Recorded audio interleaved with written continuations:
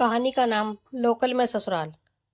मेरी माँ कहती हैं कि एक बार बेटी ब्याह कर पीहर से विदा हो जाए तो वह पराई हो ही जाती है, फिर चाहे उसकी ससुराल पड़ोस में हो या कहीं दूर देश में।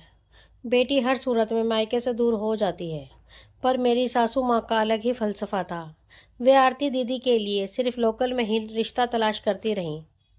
आरती दीदी हम सबकी प्यारी, उनका स्वभाव भी कुछ ऐसा था कि घर के बाकी सदस्य ही क्या, मैं नैना उनकी भाभी होकर भी उन्हें बहुत प्यार किया करती। उनका सरल सौम्य व्यवहार सबको अपनी तरफ आकर्षित करता है। पर इन दिनों उनकी शादी को लेकर घर में सभी चिंतित थे और सासू माँ इस बात को लेकर कुछ ज़्यादा ही परेशान थी। आरती दीदी की उम्र काफ़ी हो रही थी। अब उनके ब्याह में और देरी करना ठीक न था। सब दीदी की कुंडली को दोष देते रहते, पर मुझे मेरी सासू माँ की सोच में दोष नजर आता। वे हमेशा यही कहती रहती, अरे लोकल में ही बिटिया ब्याह जाए तो अच्छा है, लोकल में लड़का मिल जाए तो तीज त्योहार में बिटिया आती जाती रहे। जैसे हमारी बहू नैना यहीं ससुराल यहीं महका है लोकल में। माना कि माँ जी नंद जी को बहुत प्यार करती थी, मगर सिर्फ लोकल में भी आने के चक्कर में बहुत से अन्य रिश्तों को टालते रहना ठीक न था। मुझे उनकी सोच से कोई परेशानी नहीं थी, पर इस चक्कर में कितने ही दूसरे अच्छे अच्छे रिश्तों से हम हाथ धोते जा रहे थे। मेरे पति किशोर अपनी बहन के लिए रोज रिश्ते तलाशते, पर माँ जी रिश्ते की बात शुरू होने से पहले ही लड़के में 20 खोट निकाल देती। असल में उनके मना करने का कारण उन रिश्तों का दूसरे शहरों में से संबंधित होना था। वे साफ साफ तो कुछ ना कहती, मगर अब हम सब उनकी मानसिकता से परिचित हो गए थे। लेकिन अब पानी सिर से ऊपर था। माँ जी को कैसे ना कैसे मुझे इस लोकल में ससुराल वाली मानसिकता से बाहर निकालना ही था। फिर मैंने सोच लिया कि इस बारे में मैं आरती दीदी से ही बात करूंगी। वह सर्दियों के दिसंबर माह के दिन थे, जब वे सब छत पर धूप सेक रहे थे और आरती दीदी नीचे अपने कमरे में अपनी अलमारी के कपड़े व्यवस्थित कर रही थी। हिम्मत करके मैं आरती दीदी के पास गई। दीदी आपसे एक बात कहूँ? हाँ भाभी कहिए ना, आपको पूछने की जरूरत कब से पड़ गई? जो भी कहना है बेझिझक होकर कहिए, वह हमेशा की तरह मुस्कान भरे अंदाज में बोली। दीदी क्या आप भी चाहती हैं कि आपकी शादी सिर्फ इसी शहर में हो? हाँ, माँ का मन है तो मैं भी उनके मन के मुताबिक ससुराल चाहती हूँ। और इसमें हर्ज ही क्या है? लोकल में मायका और ससुराल होने के अपने ही मजे हैं, है ना भाभी? वे कपड़ों को तय करती हुई बोली। दीदी मैं आपकी भाभी से ज्यादा आपकी सहेली हूँ, आपकी हितैषी हूँ, और एक सहेली होने के नाते आपसे अपने मन की बात के कह रही हूँ। भाभी ऐसी भी क्या बात है जिसके लिए आप इतनी लंबी चौड़ी भूमिका बांध रही हैं? अरे बेझिझक होकर कहिए ना भाभी। ये कहते हुई वे फिर मुस्कुराई। दीदी क्या फर्क पड़ता है अगर किसी दूसरे शहर में बेटी की शादी हो जाए तो? बल्कि लोकल में ब्याहने से ज्यादा बेहतर है दूसरे शहर में ब्याहना। अब मुझे ही देख लो, माना कि हर सावन हर छोटे बड़े तो उत्सवों में बिहर जाती हूँ, पर कितनी देर को? घंटे 4 घंटे को बस। कब से मायके में एक रात नहीं रुकी मैं। जब भी बिहार जाती हूँ किसी न किसी बहाने से यहाँ बुला ही लिए लेते हैं आप सब मुझे।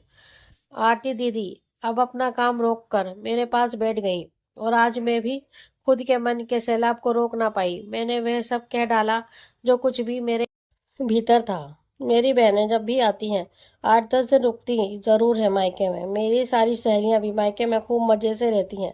माना कि साल में एक आध बार ही आती हैं, मगर मायके में कुछ दिनों को रह तो पाती हैं। सच कहूँ तो उन सबको देखकर मुझे भी यही लगता है कि काश मेरी शादी भी किसी दूसरे शहर में हुई होती तो शायद मैं भी कुछ रोज को।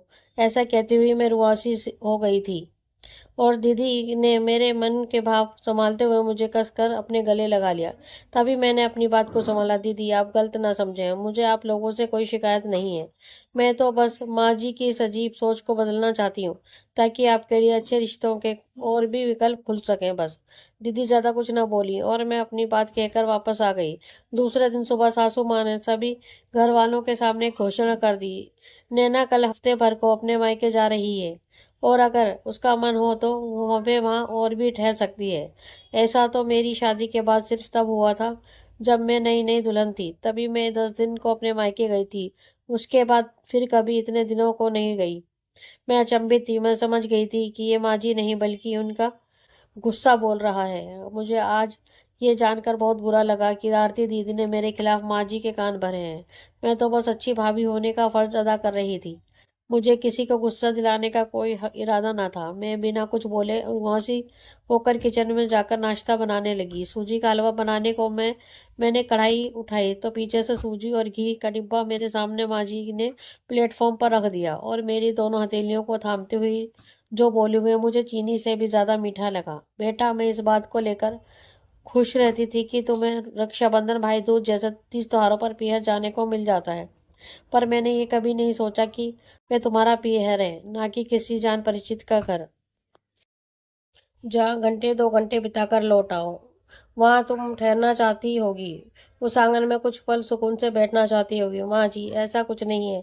मैं तो बस दीदी को, उन्होंने मेरी बात सुने बिना ही मुझे बीच में रोक दिया। बेटा, कभी कभी तक हम दूसरे की मनस्थिति को नहीं समझ पाते जब हम खुद उससे नहीं गुजरते। आज मेरी ननद मुझे बड़े बड़े उपदेश दे रही थी। कह रही थी कि भाभी को 2 दिन भी मायके में रहने को नहीं जब मिलता, ऐसी लोकल की ससुराल का क्या फायदा। सच कहूँ तो आज उसने मेरे बंद दिमाग का ताला खोल दिया।